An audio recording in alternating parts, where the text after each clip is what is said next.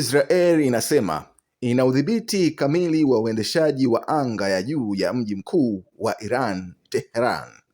Siku 4 baada ya kuanzisha mgomo na mashambulizi mazito katika anga hilo, inasema jeshi lake la anga lilifanya wimbi kubwa la mashambulizi usiku kucha, huku vyombo vya habari vya Iran vikiripoti mashambulizi mapya magharibi mwa nchi siku ya Jumatatu.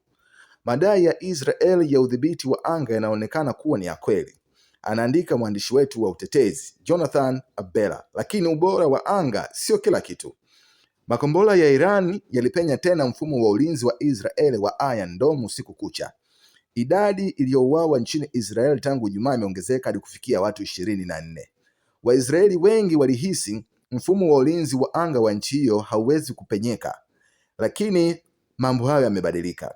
Hisia ambayo sasa imebadilika, anaandika mwandishi wetu Hugo Bachega kutoka Petah Tikva, mji wa Israel uliopigwa na Iran. Wizara ya afya ya Iran inaripoti kuwa takriban watu 224 wameuawa katika mashambulizi ya Israel tangu Ijumaa. Waandishi wa habari wa BBC hawawezi kuripoti kutoka ndani ya Iran kutokana na vikwazo vya serikali ya nchi hiyo.